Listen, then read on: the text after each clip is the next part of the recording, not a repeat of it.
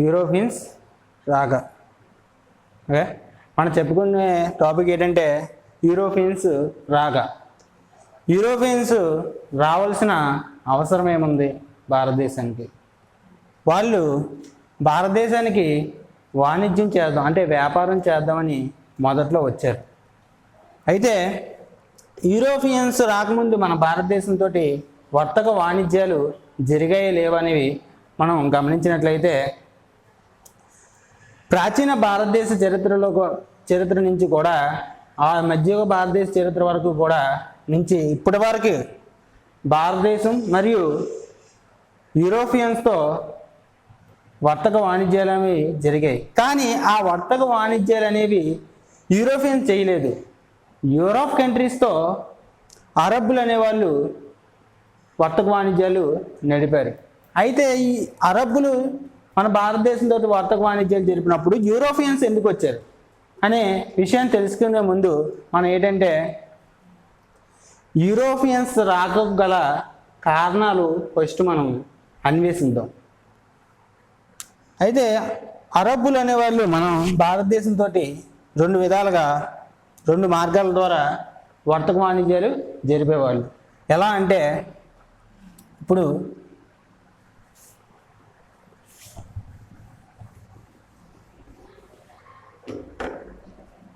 ఇది మన ఆసియా ఖండంగా తీసుకున్నట్లయితే ఇక్కడ మన భారతదేశం ఉంటుంది. ఇక్కడ మనకి ఆఫ్రికా ఖండము ఉంటుంది. ఆఫ్రికా ఇది ఇటువైపు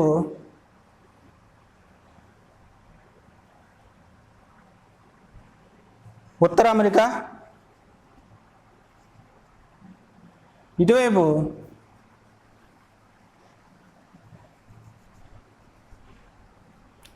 దక్షిణ అమెరికా,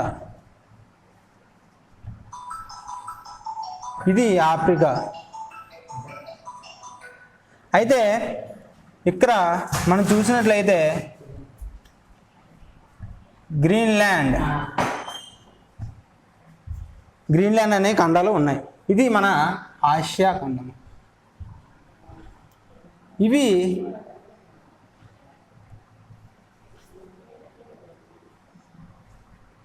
యూరోప్ ఖండం. అయితే మన భారతదేశంతో వర్తక వాణిజ్యాలు అనేవి ఎలా జరిగేవంటే ఎవరు చేశారంటే మనకు అరబ్బులు అని చెప్పాను. ఎవరు? అరబ్బులు.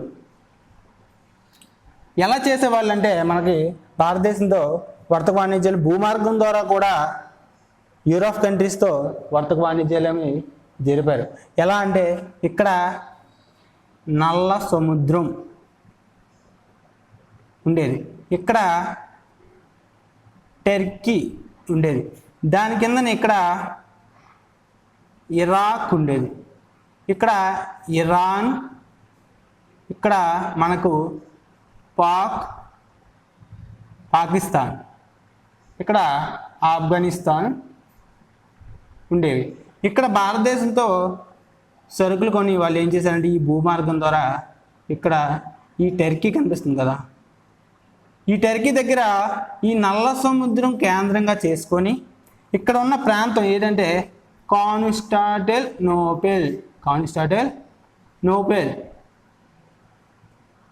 అనే ప్రాంతాన్ని కేంద్రంగా చేసుకొని ఈ నల్ల సముద్రం దగ్గర ఉన్న కాన్స్టాంటినోపిల్ అనే కేంద్రంగా అరబ్బులు అనేవాళ్ళు భారతదేశం నుంచి తెచ్చిన సుగంధ ద్రవ్యాలు, మెస్సిలిన్ వస్త్రాలు అనేవి ఇక్కడ ఒక మార్కెట్గా ఈ కాన్స్టాంటినోపిల్ని ఉపయోగించుకొని ఈ యూరోప్ కంట్రీస్కి అమ్మేవాళ్ళు.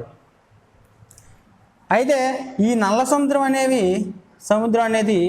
తూర్పు దేశాలతో, తూర్పు ఆసియా దేశాలతోటి మరియు యూరోప్ కంట్రీస్కి మధ్య వ్యాపార కేంద్రంగా ఉండేది. అయితే ఇటువంటి సమయంలో ఇది ఒక మార్గంగా వీళ్ళు అరబ్బులు అనేవాళ్ళు యూరోప్ దేశాలతో వర్తక వాణిజ్యాలు అనేవి జరిపారు. తర్వాత ఇంకో మార్గం ఏంటంటే ఇక్కడ అరేబియా సముద్రం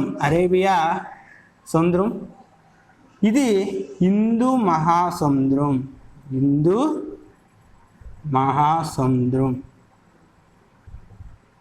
ఈ అరేబియా సముద్రం నుంచి ఈ హిందూ మహాసముద్రం గుండా ఇక్కడ ఎర్ర సముద్రం, ఇక్కడ ఏముండేదంటే ఈ మధ్యలో మధ్యధరా సముద్రం.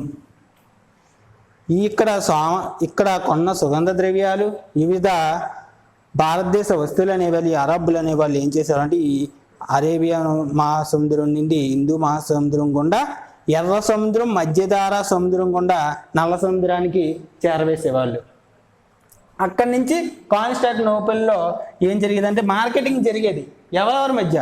అరబ్బులు మరియు యూరోప్ వర్తక వ్యాపారులు. ఇక్కడ యూరోప్ నుంచి వర్తక వ్యాపారులు ఇక్కడికి వచ్చి అరబ్బుల నుంచి వాళ్ళు ఆ వస్తువులు కొనుక్కొని వాళ్ళు వినియోగించుకునేవాళ్ళు. అయితే ఇలా వ్యాపారం జరుగుతున్న తరుణంలో ఏమైందంటే ఈ కాన్స్టాంటినోపుల్ని ఒక రాజు ఆక్రమించాడు. ఎవరంటే టర్కీ రాజు ఎవడంటే మహమ్మద్ షా II. ఇతన్ని రెండో మహమ్మద్ షా అంటారు. ఏమంటారు? రెండో మహమ్మద్ షా అంటారు, లేదా మహమ్మద్ షా II అన్నమాట. అయితే ఈ మహమ్మద్ షా II ఎవరు? టర్కీ యొక్క రాజు.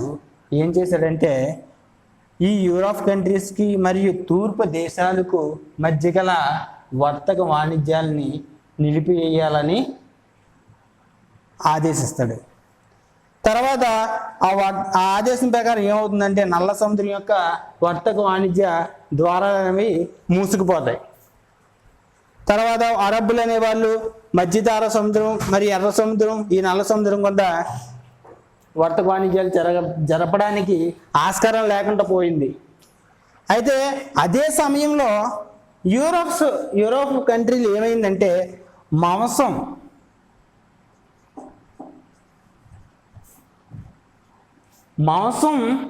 పరంగా ఏమొచ్చిందంటే ఒక విప్లవం వచ్చింది. అంటే మాంసం ఉత్పత్తి పెరగడము, మాంసం యొక్క ఆవశ్యకత పెరగడము మరియు మాంసం యొక్క దిగుబడి పెరగడము ఈ యూరోప్ కంట్రీస్లో జరిగింది. అయితే ఈ మాంసం ఉత్పత్తి పెరగడానికి మెయిన్ కారణం ఏమిటంటే ఇక్కడ పైన ఏమన్నా ఉంటుందంటే ఆర్కిటిక్ సముద్రం ఉంటుంది, ఆర్కిటిక్ మహాసముద్రం ఉంటుంది. ఈ ఆర్కిటిక్ మహాసముద్రం ఎప్పుడు కూడా మంచుతో కప్పబడి ఎప్పుడు ఉంటుంది అనమాట. ఈ ఆర్కిటిక్ మహాసముద్రం మంచుతో కప్పబడి ఎప్పుడు ఉంటుంది. అయితే ఈ ఆర్కిటిక్ మహాసముద్రం దగ్గరగా యూరోప్ కంట్రీస్ ఉన్నారు, అంటే ధ్రువాలకి దగ్గరగా ఉన్నారు. ధ్రువాలకి దగ్గరగా ఉన్నప్పుడు వీళ్ళకి ఏముంటుంది? చలి ఎక్కువగా ఉంటుంది. ఈ చలిని తట్టుకోవాలంటే వాళ్ళు వైన్ తాగాలి. దాంతోపాటు మాంసం కూడా తినడం వల్ల వాళ్ళ యొక్క శరీరంలో వేడి అనేది ఉత్పత్తి అవుద్ది. అయితే ఆ చలిని తట్టుకోవడానికి వాళ్ళు ఏం చేశారు? మాంసాన్ని ఉత్పత్తిని, దిగుబడిని పెంచుకున్నారు ఆ సమయంలో. అయితే వీళ్ళకి మాంసానికి భారతదేశానికి గల సంబంధం ఏంటి అని చూసినట్లయితే మాంసము ఎక్కువ సమయం నిలవ ఉండాలంటే దానికి సుగంధ ద్రవ్యాలు అవసరము. ఏమవసరమో? మాంసము ఎక్కువ నిలవ ఉండాలంటే, ఎక్కువ కాలం నిలవ ఉండాలంటే సుగంధ ద్రవ్యాలు అవసరం. అయితే సుగంధ ద్రవ్యాలు ఆఫ్రికాలో జరుగుతాయి అంటే అంతగా లేదు. భారతదేశంలో మాత్రమే సుగంధ ద్రవ్యాల యొక్క నిల్వ ఎక్కువగా ఉంది. ఆ సుగంధ ద్రవ్యాలు అరబ్బులు అనేవాళ్ళు ఏం చేసేవాళ్ళు? యూరోప్ కంట్రీస్కి అమ్మేవాళ్ళు. ఆ సమయంలో ఏం చేశాడు? టర్కీ రాజు మహమ్మద్ షా II అనేవాడు అక్కడ వర్తక వాణిజ్యాలు జరగకుండా నిలిపివేశాడు. అయితే ఈ సమయంలో ఎలాగైనా వాళ్ళకి ఏం కావాలి? సుగంధ ద్రవ్యాలు కావాలి. దాని గురించి ఈ మహమ్మద్ షా II యొక్క ఆదేశాన్ని సవాల్ చేస్తూ కొన్ని యూరోప్ కంట్రీస్ అనేవి భారతదేశానికి ఎలాగైనా సరేను సముద్ర మార్గం కనిపెట్టాలి అని నిర్దేశించుకున్నాయి. అయితే అదే సమయంలో ఫస్ట్ సముద్ర మార్గం మీద ప్రయోగాలు చేసిన దేశం ఏదంటే పోర్చుగల్. ఓకేనా ఫ్రెండ్స్?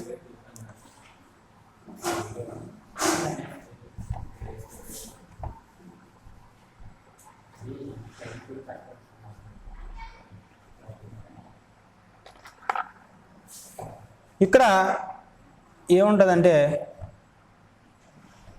పోర్చుగల్ ఉంటుంది.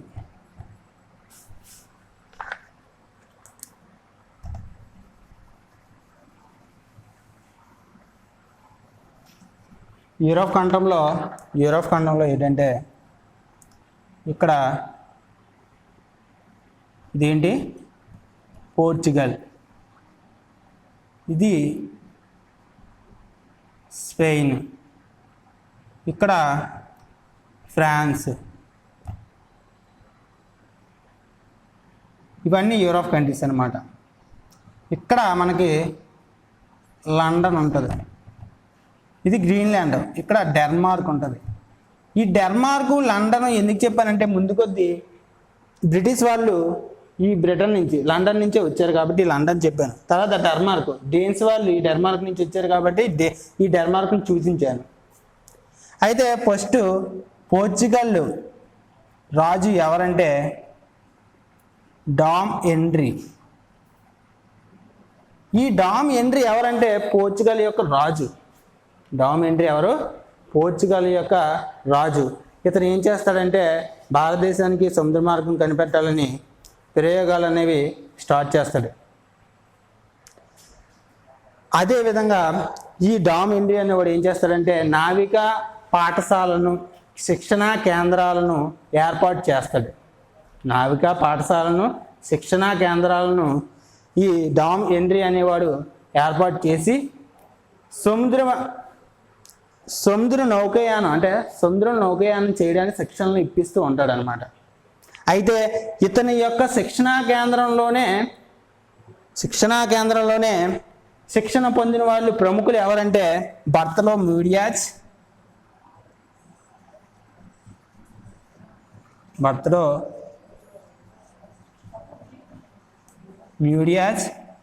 కొలంబస్,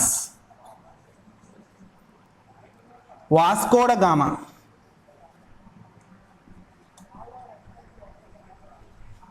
బర్తలోమ్యూడియాజ్, కొలంబస్, వాస్కో డ గామా ఇటువంటి ప్రముఖ నౌకాయాన యాత్రికులు, అన్వేషకులు ఈ డామ్ హెన్రీ స్థాపించిన శిక్షణా కేంద్రంలో శిక్షణ పొందిన ప్రముఖమైన సముద్ర ప్రయాణికులు. అయితే ఈ డామ్ హెన్రీ అనేవాడు ఏం చేసేవాడంటే ఫస్ట్ వెంటనే ఇక్కడి నుంచి భారతదేశం సముద్ర మార్గం కనిపెట్టలేదు. ఫస్ట్ ట్రైనింగ్ ఇచ్చాడు. ఎలాగిచ్చేవాడంటే ఈ స్పెయిన్ నుంచి ఇక్కడున్న మొరాకో, ఇక్కడ ఆఫ్రికా ఖండంలో ఉన్న మొరాకో అనే ఒక దేశం ఉండేది. ఈ స్పెయిన్కి ఆఫ్రికా ఖండానికి మధ్య జీబ్రాల్టన్ జలసంధి ఒకటి ఉండేది. ఈ ప్రతి సంవత్సరం ఏం చేసేవాడు డామ్ హెన్రీ అనేవాడు ఈ స్టూడెంట్స్ని ఏం చేసేవాడంటే ఈ స్పెయిన్ నుంచి మొరాకోకి వాడని పంపించడం, తర్వాత వాళ్ళని మళ్ళీ తిరిగి రమ్మడం, అలా ప్రాక్టీస్ చేయించేవాడు అనమాట. ప్రాక్టీస్ చేయించిన తర్వాత బాగా శిక్షణ పొందిన తర్వాత తన స్టూడెంట్ అయిన ఒకరిని బర్తలోమ్యూడియాజ్ని ఏం చేస్తాడంటే భారతదేశానికి సముద్ర మార్గం ఎలాగైనా నువ్వు కనిపెట్టి రావాలని వాడిని బయలుదేరిస్తాడు. ఎప్పుడు 1487 క్రీస్తు శకం 1487లో బర్తలోమ్యూడియాజ్ని భారతదేశం సముద్ర మార్గం కనిపెట్టాలని ఎవరు చెప్తాడు? Dom Henry. అయితే ఈ డామ్ హెన్రీకి ఒక బిరుదు కూడా ఉంది. ఏం బిరుదు అంటే ది నావిగేటర్.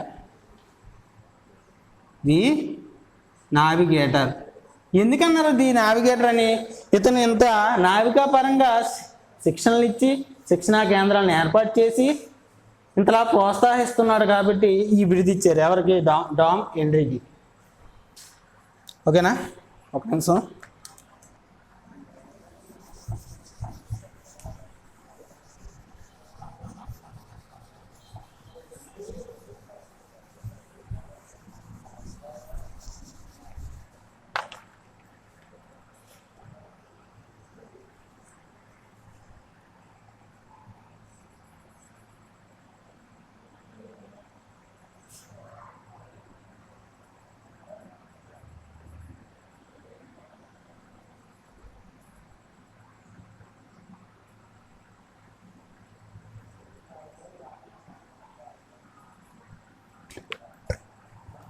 అయితే ఇక్కడ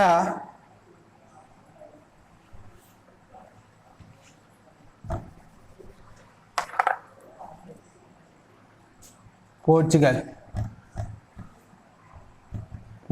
యొక్క రాజధాని ఏంటంటే లిస్బన్. పోర్చుగల్ యొక్క రాజధాని లిస్బన్ అనేది ఏంటంటే పోర్చుగల్ యొక్క ఓడరేవు. పోర్చుగల్ యొక్క ఓడరేవే లిస్బన్. ఈ ఓడరేవు నుంచి యాత్రికుడు ఇక్కడి నుంచి బయలుదేరుతాడు అనమాట. ఒక ఓడరేవు అనమాట. దాన్ని పోర్చుగల్ యొక్క క్యాపిటల్ లిస్బన్. అది ఒక ఓడరేవు. ఇక్కడి నుంచి బయలుదేరుతాడు ఎవడు? బర్తలోమియో డియాజ్. ఈ అట్లాంటికా మహాసముద్రం గుండా, అట్లాంటిక్ మహాసముద్రం ఎలా ఉంటుంది? ఎస్ షేప్లో ఉంటుంది. ఓకేనా? ఈ కిందన ఏముంటుంది? హిందూ మహాసముద్రం. ఇక్కడ హిందూ మహాసముద్రం, పెసిఫిక్ మహాసముద్రం.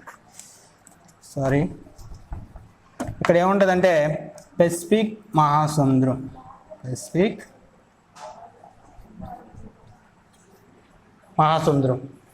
ఇక్కడ అరేబియా సముద్రం. ఇక్కడ హిందూ మహాసముద్రం.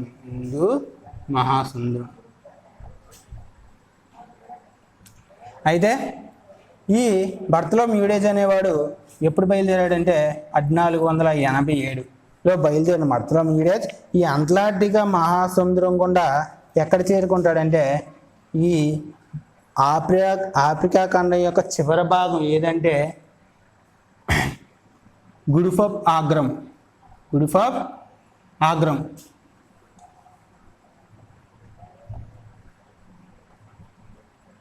ఆఫ్రికా చివరి భాగానికి చేరుకుంటాడు. దాని పేరేంటి? గుల్ఫ్ ఆఫ్ ఆగ్రమ్. అయితే ఇతను బర్తలోమియో డియాజ్ ఇక్కడ వచ్చే సమయానికి ఇక్కడ ఏం జరుగుతుందంటే భయంకరమైన తుఫాన్లు, గాలులు, పని తుఫాన్లు ఇక్కడ చూసి బర్తలోమియో డియాజ్ ఏం చేస్తాడంటే దీన్ని దాటుకొని నేను ప్రయాణించి భారతదేశానికి సముద్ర మార్గం కనిపెట్టడం అసాధ్యం.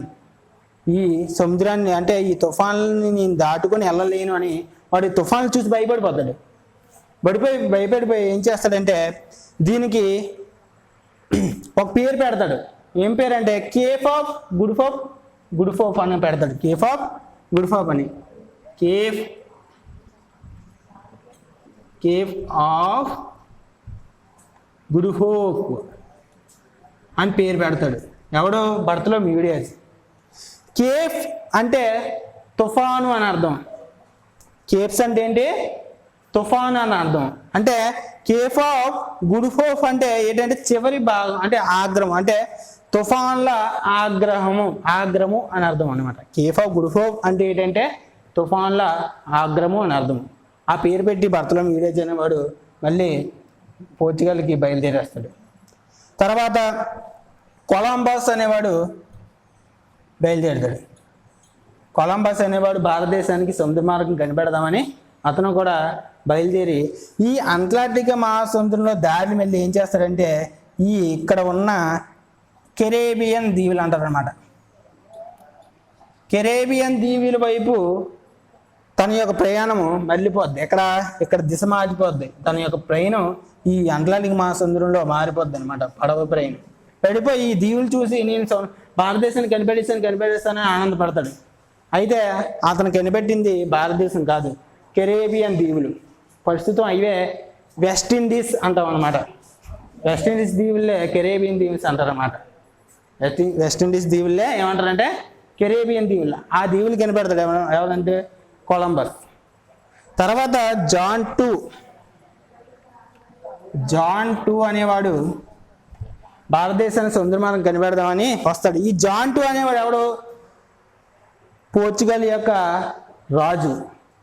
ఎవరి తర్వాత అంటే డామ్ హెన్రీ తర్వాత పోర్చుగల్ యొక్క రాజు జాన్ టూ. ఈ జాన్ టూ కూడా ఇక్కడ వరకు వచ్చి ఏం చేస్తాడంటే దాన్ని చూసి ఆ తుఫాను చూసి అతను కూడా ఎంత రాజు అయినా కూడా తుఫాను ఎవరి మనిషి అయినా రాజు అయినా ఒకటే కదా, ఎవరినైనా ఎత్తుకుపోద్ది, తుఫాన్లో తనలో కలిపేసుకుంటుంది. అయితే వాడు ఏం చేస్తాడు? జాన్ టూ అనేవాడు మళ్ళీ వెనక్కి వెళ్ళిపోతాడు.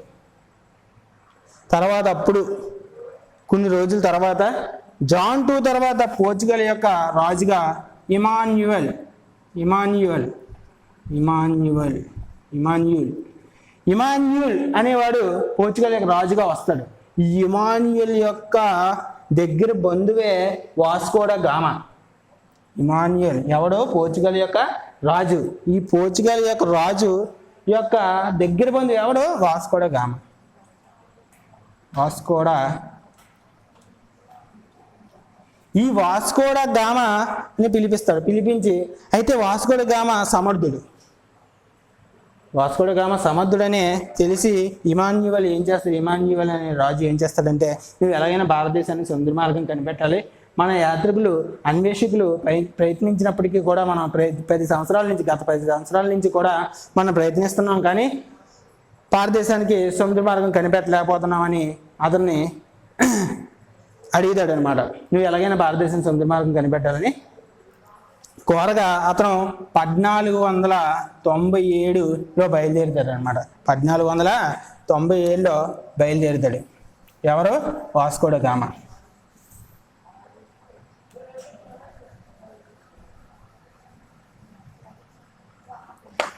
ఈ వాస్కోడ గామా బయలుదేరుతాడు భారతదేశం సముద్ర మార్గం కనిపెట్టడానికి. ఎప్పుడంటే 1497లో ఎక్కడి నుంచి?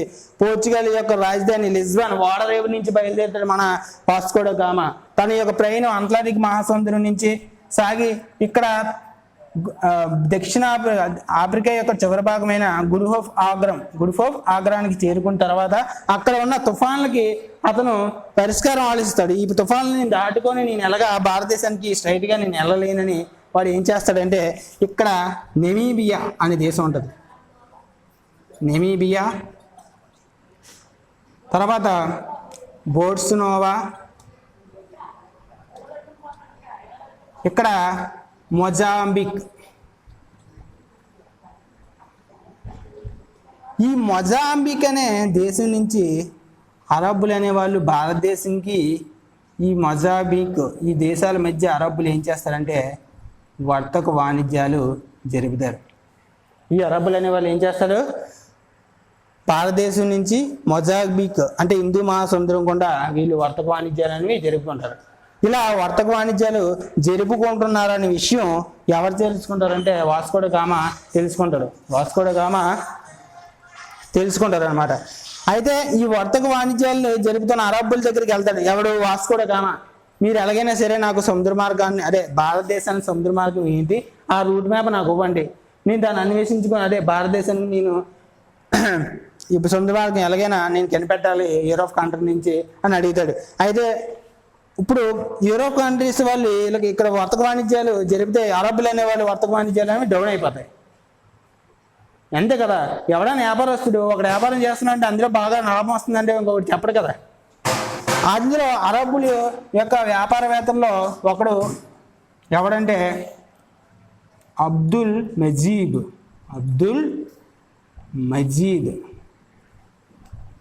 ఈ అబ్దుల్ మజీద్ని అడుగుతాడు అనమాట. అంటే ఈ వర్తక సంఘానికి ఇతను ఏంటంటే పెద్ద నాయకుడు. అయితే అతను అడుగుతాడు, అబ్దుల్ మజీద్ గారు నువ్వు నాకు ఎలాగైనా సరే భారతదేశం సముద్ర మార్గం కనిపెట్టాలంటే వాడు అంటాడు నేను చెప్పను, ససేమేరా నేను చెప్పనంటే నువ్వు ఇలాగైతే వినేటట్లు లేవని వాస్కోడ గామా ఒక్కడే రాడు. ఒక 110 నౌకలతో వస్తాడు. 110 నౌకలతో అంటే ఎంతమంది వస్తారు? సుమారుగా ఒక 500-1000 మంది దగ్గరగా వాడు ఒక సైన్యాన్ని వేసుకొని వచ్చాడు. వాడు ఏం చేస్తాడంటే ఈ అబ్దుల్ మజీద్ గారిని ఏం చేస్తాడంటే ఒక చెట్టుకి కట్టేసి వాడిని చిత్రహింసలకు గురి చేసిన తర్వాత వాడు ఏం చేస్తాడంటే వ్యాపారం తర్వాత ఎరుగు నా ప్రాణం కాపాడుకుంటే చాలని వాడు ఏం చేస్తాడు? వాస్కోడ గామాకి సముద్ర మార్గం రూటు వాడు చెప్తాడనమాట. అయితే వాస్కోడ గామా ఈ మొజాంబిక్ నుంచి బయలుదేరి భారతదేశంలో కేరళలో ఉన్న కాలికట్ అనే ప్రాంతాన్ని చేరుకుంటాడు అనమాట. భారతదేశంలో వాస్కోడ గామా ఫస్ట్ అడుగుపెట్టిన ప్రాంతం ఏదంటే కాలికట్. దాన్ని ఇప్పుడు కాలికట్ అని పిలుస్తున్నాం. అప్పుడు ఏమనేవారు అంటే కోజికోడ్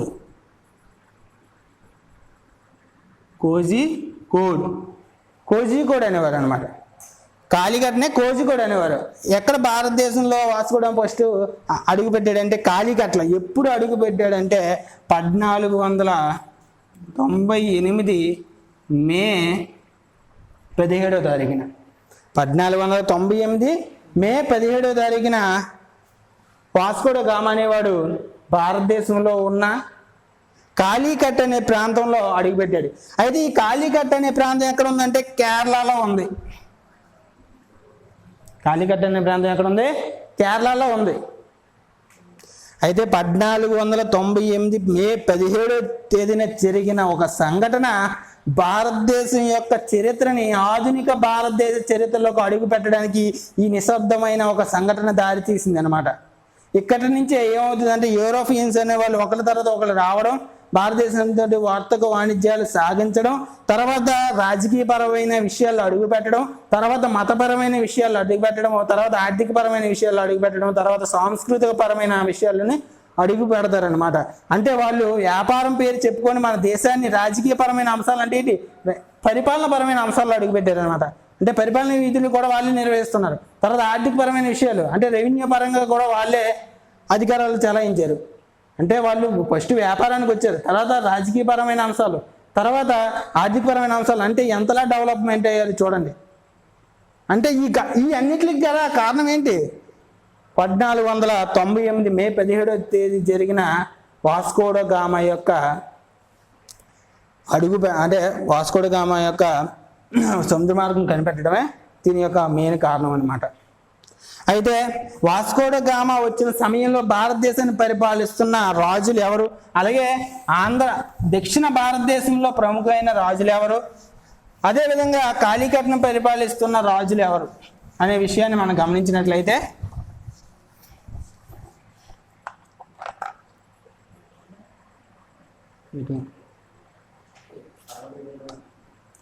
అయితే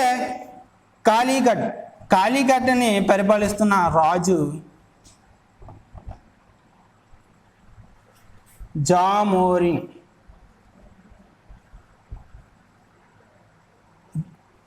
లేదా రాజా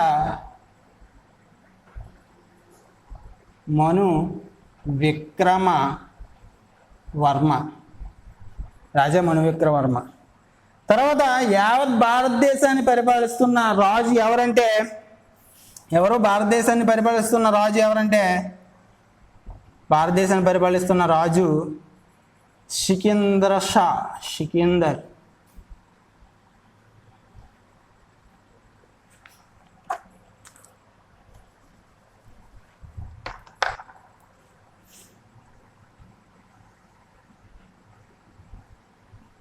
సికిందర్ షా లోడి. ఇతను ఏ వంశానికి చెందినవాడు అంటే లోడి వంశానికి చెందినవాడు. లోడి వంశం ఏ వంశానికి చెందిందంటే ఢిల్లీని పరిపాలిస్తున్న రాజు అనమాట. అంటే ఢిల్లీని పరిపాలిస్తున్న రాజవంశం ఏదంటే లోడి వంశం. అంటే ఢిల్లీని పరిపాలిస్తున్న రాజవంశం లోడి వంశం. ఈ వంశం ఏంటంటే ఒక మహమ్మదీయుల వంశం అనమాట. అయితే ఇందులో ఢిల్లీ సుల్తాన్లో చివరి వంశం లోడి వంశం. అసలైతే ఢిల్లీని సుల్తాన్లు ఎంతంటే ఢిల్లీని పరిపాలించిన ఢిల్లీ సుల్తాన్లు ఎంతమంది అంటే ఫస్ట్ వంశము బానిష వంశము, తర్వాత ఖిల్జీ వంశము,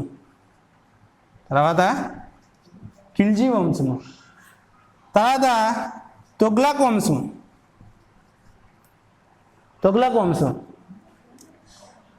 తర్వాత సయ్యద్ వంశం, తర్వాత లోడి వంశం.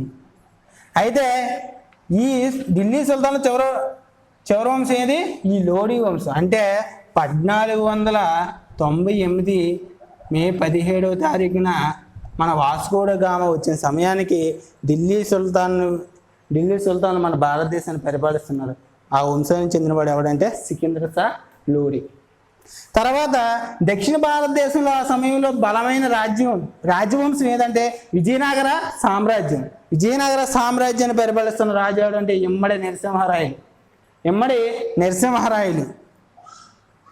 విజయనగరాన్ని పరిపాలిస్తున్న రాజు ఎవడంటే ఆ సమయంలో ఇమ్మడి నరసింహరాయలు. అయితే విజయనగర సామ్రాజ్యం అనేది ఎక్కడ ఉందంటే కర్ణాటకలో ఉంది. మనందరూ అనుకుంటాం ఈ విజయనగర డిస్టిక్ అనుకుంటారు. విజయనగర డిస్టిక్ కాదు, కర్ణాటకలో ఉన్న హంపి హంపి దేవాలయం ఎన్ని ఉంటారు. హంపి దేవాలయము కర్ణాటకలో ఉంది. ఈ హంపినే విజయనగరం అనేవారు అనమాట. హంపినే విజయనగరం అనేవారు. అయితే కర్ణాటకలో ఉన్నది అన్నమాట విజయనగర సామ్రాజ్యం. అటువంటి ఆ సమయంలో దక్షిణ భారతదేశాన్ని పరిపాలిస్తున్న రాజ్యం ఏదంటే విజయనగర సామ్రాజ్యం. ఓకేనా. ఈ విజయనగర సామ్రాజ్యానికి చెందినవాడు ఎవడు? మన శ్రీకృష్ణదేవరాయలు. శ్రీకృష్ణదేవరాయలు విజయనగర సామ్రాజ్యాన్ని పరిపాలించిన ప్రముఖ పాలకుడు అనమాట, రాజు. తర్వాత ఇక్కడికి వచ్చిన వాస్కోడ గామాకి ఈ జామోరిన్ లేదా రాజా మనువిక్రమణ అన్నాను. ఈ జామోరిన్ అంటే ఏంటంటే ఒక బిరుదు, అంటే కాళీకట్టుని పరిపాలించే రాజుని ఇచ్చే ఒక బిరుదు ఏంటంటే జామోరిన్. జామోరిన్ అంటే అరేబియా సముద్రం యొక్క అధిపతి అని అర్థం అనమాట. అంటే వీళ్ళు ఈ కాళీకట్టులో ఉండే ప్రజలు ఏం చేసేవారంటే ప్రముఖంగా అరేబియా సముద్రం మీద మత్స్య సంపద మీద ఎక్కువ, అరేబియా సముద్రంలో ఉండే మత్స్య సంపద, వివిధ సంపదల మీద, అంటే ముత్యాలని, ఇవన్నీ ఆల్చెప్పలని, ఇలా వివిధ సంపదలను వాళ్ళు వెలికి తీసి వాటిని వాణిజ్యం చేసుకునేవాళ్ళు. అయితే ఇటువంటి అరేబియా మహాసముద్రంకి అధిపతిగా ఒక బిరుదు ఇచ్చేవాళ్ళు ఆ ప్రజలు. ఎవరంటే జామోరిన్ అనేవారు అనమాట. ఆ రాజుని ఏమనేవారు అంటే జామోరిన్ అనే బిరుదుతో సంబోధించేవాళ్ళు ఆ ప్రజలు. అయితే అసలు పేరు ఏంటంటే రాజా మనువిక్రమవర్మ. ఈ రాజా మనువిక్రమవర్మ ఏం చేస్తాడంటే వాస్కోడ గామకి కొన్ని వస్తువుల్ని కొనిపించి ఇస్తాడనమాట. కొనిపించి ఇచ్చిన తర్వాత వాడు ఇక్కడ ఇక్కడ కొన్న వస్తువులు టోటల్ ఒక 100 రూపాయలు అయితే అతను వాస్కోడ గామ యూరోప్ కంట్రీస్లో అమ్మితే 10 రెట్లు 1000 రూపాయలు అతనికి వచ్చేవన్నమాట. ఒక్కో వస్తువు అంటే 10 రెట్లు లాభాన్ని వాడు వాస్కోడ గామ చెవి చూస్తాడు. ఎవరైనా వ్యాపారస్తుడు ఇక్కడ రూపాయి కొని ఇంకో దగ్గర 10 రూపాయలు వస్తుందంటే ప్రతిరోజు అక్కడికి వెళ్తాడు వాడు. ఎందుకంటే ఇక్కడికి 10 రెట్లు లాభం వస్తుందంటే అక్కడికి కదా వర్తక వాణిజ్యాలు చేయడానికి చూస్తాడు. అయితే మళ్ళీ వస్తాడు ఎప్పుడు 1503లో వస్తాడు వాస్కోడ గామ. వాస్కోడ గామ అనేవాడు 1503లో వస్తాడు. వచ్చి అప్పుడు ఏం చేస్తాడంటే వ్యాపారం తర్వాత వాడు స్థావరాలను ఏర్పాటు చేసుకుంటాడు. అలా 2 స్థావరాలను ఏర్పాటు చేస్తాడు. రెండోసారి ఇచ్చినప్పుడు అతను ఏ ప్రాంతానికి వస్తాడంటే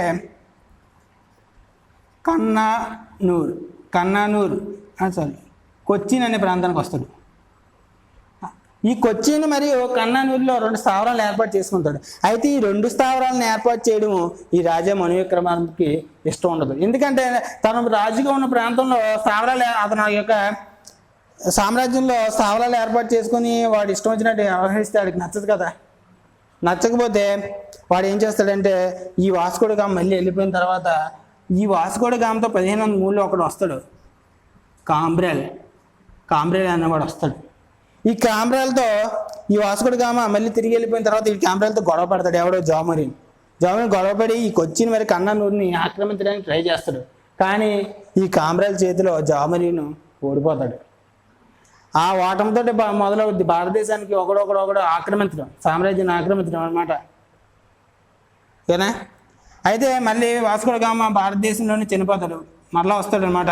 ఎప్పుడు వచ్చిన తర్వాత 1524 డిసెంబర్ 24వ తేదీన కొచ్చిన్లో చనిపోతాడు. ఏ వ్యాధితో అంటే మలేరియా అనే ఒక వ్యాధితో వాస్కోడ గామ చనిపోతాడు. అతని యొక్క సమాధి ఇప్పటికీ కూడా గోవాలో ఉంది. గోవాలో ఎందుకుందంటే వాళ్ళు భారతదేశానికి ఫస్ట్ వచ్చిన యూరోపియన్స్ ఎవరంటే పోర్చుగీస్.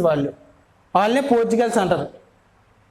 వాళ్ళు గోవా, డామండయ్యు, కేంద్రపాలిత ప్రాంతాలు ఉన్నాయా, డామండయ్యు, గోవాని మాస్థావరాలని స్వతంత్రం వచ్చినా కూడా వాళ్ళు చివరి వరకు వెళ్ళలేదు. భారతదేశానికి ఫస్ట్ వచ్చిన యూరోపియన్స్ ఎవరంటే పోర్చుగల్ వాళ్ళు. చివరిగా వెళ్ళిన యూరోపియన్స్ ఎవరంటే పోర్చుగీస్ వాళ్ళు. వీళ్ళు ఎప్పుడు వస్తారంటే 1498లో వస్తారు. వాళ్ళు ఎప్పుడు వెళ్తారంటే 1961లో వెళ్తారు. 1961లో వెళ్తారు. అది కూడా ఏంటంటే ఆపరేషన్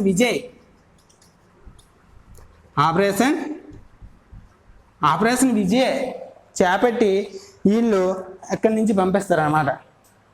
అప్పుడు మన భారతదేశంలో గోవా, డామండయ్య అనే ప్రాంతాలు విలీనం అవుతాయి అన్నమాట. ఓకేనా.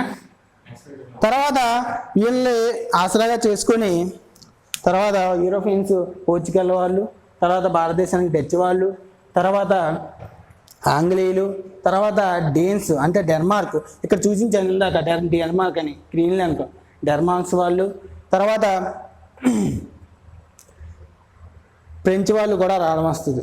ఫ్రెంచ్ వాళ్ళు ఏ దేశానికి చెందిన వాళ్ళు అంటే ఫ్రాన్స్ దేశానికి చెందిన వాళ్ళు ఫ్రెంచ్ వాళ్ళు అంటారు అన్నమాట.